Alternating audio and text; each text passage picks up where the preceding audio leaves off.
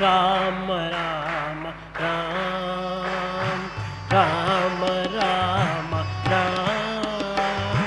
రామ రామ రామ రామ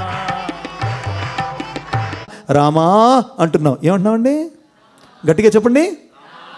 ఏంటంటే రామా అంటే రాధా అంటే ఫస్ట్ రా అంటే రాధా మా మార్పు, రాధా మార్పు అని మనకు మనమే ప్రశ్నించుకుంటాం. మళ్ళీ దానికి ఆన్సర్ మళ్ళా రామా అనండి ఒకసారి గట్టిగా. దానికి ఆన్సర్ ఏంటి తెలుసండి? అప్పుడు లోపల నుంచి స్వామి చెప్తూ ఉన్నారు, రావాలి మా మార్పు, రావాలి రాధా మార్పు అని రాముడి అడుగుతున్నాడు, రావాలి మార్పు అని రాముడు చెప్తున్నాడు. దానికోసం రామా అదే పదాన్ని వాడమంటున్నాడు. అదే రాముడి యొక్క గొప్ప విషయం. కనుక ఈ తత్వములో మనం తెలుసుకోవలసింది, రాముడు చక్కగా ఆంజనేయ స్వామి వారు చెప్పినటువంటి సీతమ్మ వారి యొక్క లక్షణాలు వెళ్ళాడు. ఆంజనేయ ప్రభు చూశాడు. చూసి రమ్మంటే చెప్పండి, చూసి రమ్మంటే ఏం కాల్చాడండి? లంకని కాల్చేశాడు. ఒక పని అయిపోయింది. తర్వాత బాధపడ్డాడు, అయ్యో సీతమ్మ వారు కూడా కాలిపోయారో ఏమిటో, అశోకవనం కూడా కాల్చేసానంటో నాకు ఇలాగని ఆ తోకతోనే బుర్ర కొట్టుకున్నాడు. కానీ వెళ్ళి చూశాడు, అమ్మవారు హాయిగా ఉన్నారు, ఆనందంగా ఉన్నారు. అమ్మ నీకు నమస్కారం అని అన్నాడు. ఆంజనేయ అంత కోపం అయితే ఎట్లా అవుతుంది ఆయన అన్నాడు. వచ్చేసాడు. ఏం పట్టుకొచ్చాడు? అమ్మవారి యొక్క చూడామణిని పట్టుకొచ్చాడు. ఎంత గొప్పదో కదా మన స్వామి భజన సంకీర్తనలు. మనం ఎప్పుడైనా చదువుకున్నా, మనం ఎప్పుడు అనుకున్నామా, మననం చేసుకున్నామా, మనం ఏమనుకుంటున్నాం అంటే సత్యసాయి భజన కీర్తనలన్నీ కూడా ఏవో సర్వసాధారణమైనవండి. ఏంటో పాడుతూ ఉంటాం. మనకి పాటలే కదా, అవొక రికార్డులు, అవొక ట్యూనింగ్లు అనుకుంటున్నాం. శ్రీరామ చరణం శ్రీరామ చరణం అందరూ నాతో పాటు కలిపి పాడగలరు అనుకుంటున్నాను. భజే శ్రీరామ చరణం శ్రీరామ చరణం శ్రీరామ. ఎలా భజించాలి శ్రీరామ చరణాలని? ఎవరిలాగా భజించాలి? ఎవరిలాగా భజించాలి శ్రీరామ చరణాలని? భరతుడిలా భజించాలి. నాయన నువ్వు వేసుకున్న పావుకోళ్ళి నాకు ఇచ్చి అని లాక్కుని వెళ్ళిపోయాడు. పాపం అప్పటిదాకా అడవుల్లో ముళ్ళల్లో తిరగడానికి కాళ్ళకి పావుకోళ్ళైనా ఉండేవి, పాదుకులైనా ఉండేవి. అవి కూడా శ్రీరామచంద్రమూర్తికి ఇకపై లేవు. అవి తీసుకెళ్ళాడు. ఎక్కడ పెట్టాడు? సింహాసనం మీద పెట్టాడు. ఎంతటి గొప్పటి అన్నదమ్ములండి, ఎంతటి అద్భుతం. ఈ ఆధ్యాత్మ రామాయణం స్వామి చెప్పారే, అది కేవలం కొద్ది పారాగ్రాఫులు. కానీ అది చెప్పుకోవడానికి 1 సంవత్సర కాలం పడుతుంది. 1 year. రోజు గంట చెప్పుకుంటే 365 days చెప్పుకోవచ్చు.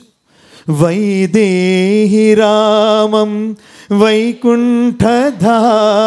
చూసారా? వైదేహి అంటే 2 చెప్పాను దగ్గర మీకు. వైదేహి అంటే ఎవరండి? అంటే ఏమండి? బ్రహ్మ. చెప్పాలి మీరు మళ్ళా. అక్కడ రండి. బ్రహ్మ చైతన్యం. వైదేహి రామం. రాముడు అంటే ఎవరండి? జీవాత్మ. ఆ బ్రహ్మ చైతన్యం జీవాత్మ కలిసే అనుకోండి. ఆ 2 కలిస్తే అదేమిటి? వైకుంఠధామము. మనం ఎప్పుడైనా విన్నామా? మరి ఎప్పుడైనా మన జీవితంలో ఈ భజన పాడేటప్పుడు ఈ స్ఫురణ వచ్చిందా? వైదేహి రామం వైకుంఠధామ. ఇదంతా ఎందుకు జరిగిందండి? భూపాల. ఈ భూమి ఎవరిని పాలించారండి? శ్రీరామచంద్రుడు. భూపాల ఏది పరిపాలించింది?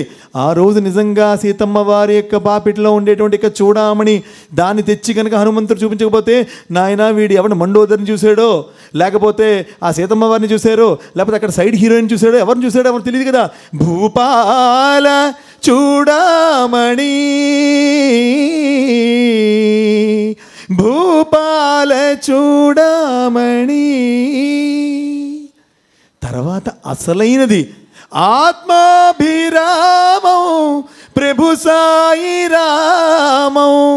ఇక్కడ ఉంది అసలైన కిటికంతా. ఆత్మ అభిరామం. అభిరాముడు. ఇటువైపు అభిముఖం. ఆత్మ అభిరామం. ఆత్మాభిరామం ప్రభు సాయి రామం. ఆత్మరూపంలో ఉండేటువంటి రామా, నువ్వు ఎవరో కాదయ్యా, ప్రభువా నువ్వే సాయిరామువి. అటువంటి శ్రీరామచరణం భజే, శ్రీరామ చరణం భజే.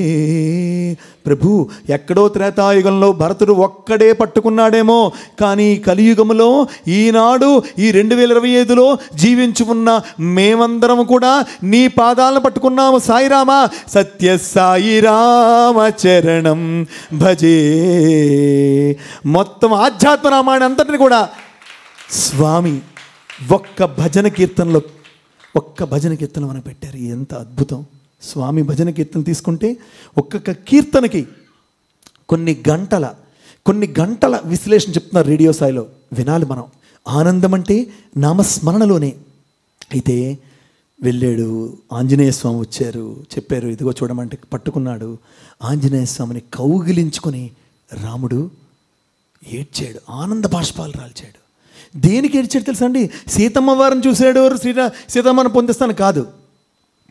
ఒక విశ్వాసము జీవాత్మయందు ధైర్యముగా ఉంటే, అంటే ఒక ధైర్యానికి విశ్వాసం ఉండి అది జీవాత్మతో ఉంటే తప్పక బ్రహ్మ చైతన్యము జీవాత్మతో కలిసి ఆత్మ సాక్షాత్కారం అనే ఆత్మారాముని దర్శిస్తాడు అనేటువంటి ఆ ఆనందంతో రాముడు ఆనంద బాష్పాలు రాల్చాడట. ఎంతటి ఆనందంగా చెప్పారు స్వామి, చూడండి ఎంత అద్భుతం.